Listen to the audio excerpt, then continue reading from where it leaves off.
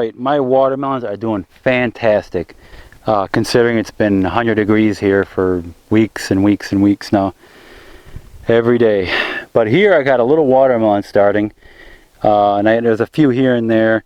The vines are doing great. They got flowers on them, so we are in business as far as watermelons are concerned. If you haven't watched that video, it's called Fall Gardening and Weed Control. I showed you here when these were just seedlings. What had happened was, and I really don't have a video on it, but the weeds on my spring and summer watermelons, when I planted them in the spring, that harvest was horrible. We had a few watermelons, but we didn't get that much. And the reason being is we had planted watermelon here, and I didn't think ahead. I was just excited to get things planted and get going. The watermelons grew great, and then the vines came out, and of course then I couldn't cut the grass anymore. And the weeds grew like 3 feet tall, and I couldn't cut the grass, obviously because of the vines. And I said, well, whatever I get, I get. And I didn't get much. Okay, got a few watermelons, delicious, sweet.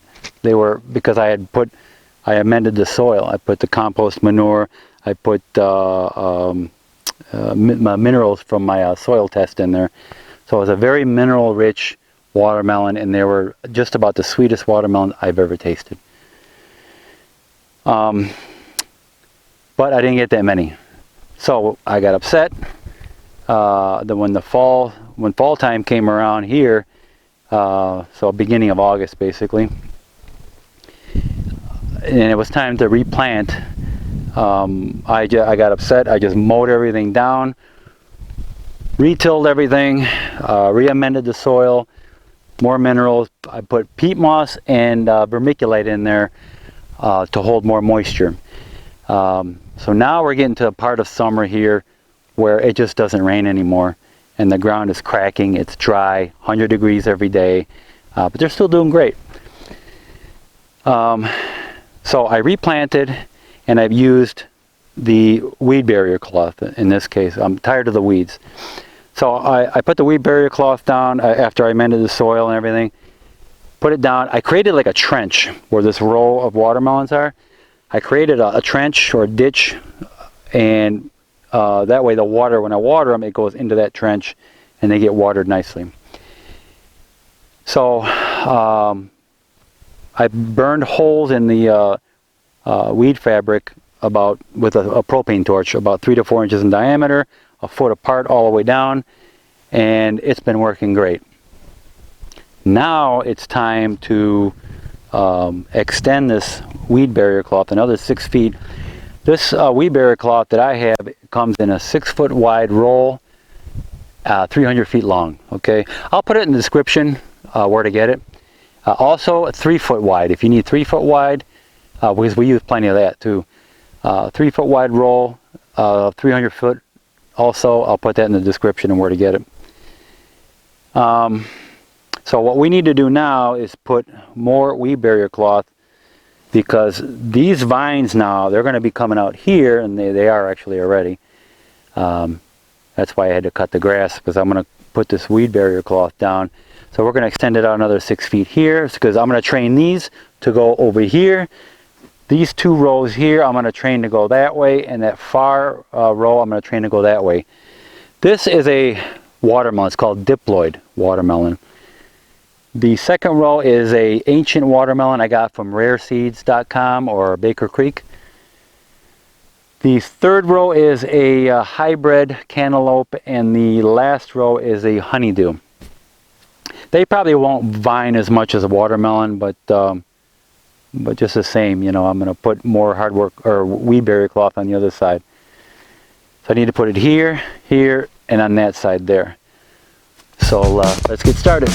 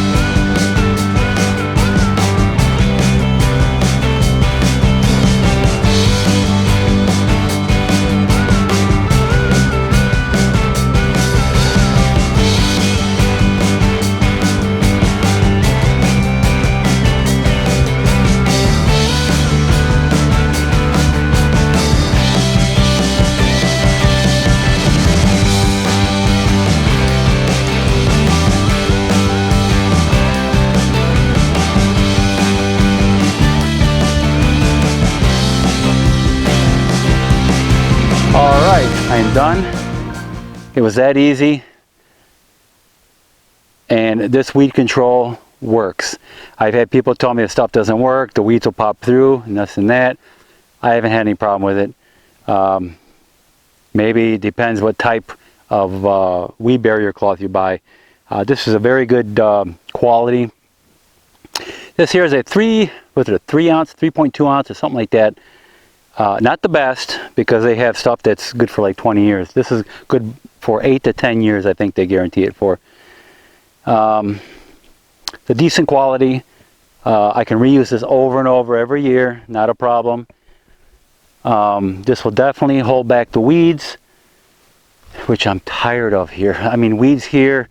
I wish vegetables grew that way. Wouldn't it be great? Then it'd be too easy, right?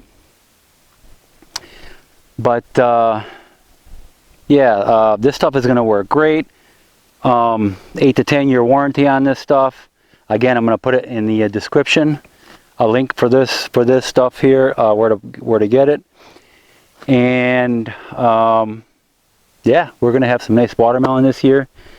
It's just it's been so dry here, and we're constantly watering. A lot of our vegetables in our garden are suffering right now. I replanted tomatoes several weeks ago now, but maybe a month ago now. Pretty close to a month ago. I planted tomatoes, and they're suffering. You know, that not all of them. The germination rate was maybe 40%, maybe. My beans are suffering because it's just too hot. What I'm going to do is I'm going to wait. It looks like the weather here, anyways, in East Texas, in another week or two, it's going to cool down into the low 90s and upper 80s. So I think I'll start planting then. We're good to at least December, early December, where we start getting our first frost sometime in December. So we got time yet. We're end of August now, beginning of September, and we have time. I hope you found this informative and how to keep weeds down. This stuff does work. Don't listen to people that say it doesn't work. It does work. It's not too hot for watermelons. They enjoy the heat, and if you live in an area where your summers are very dry like here, just make sure you water them. Amend your soil with good organic material so it holds in the moisture, and just make sure you keep them watered.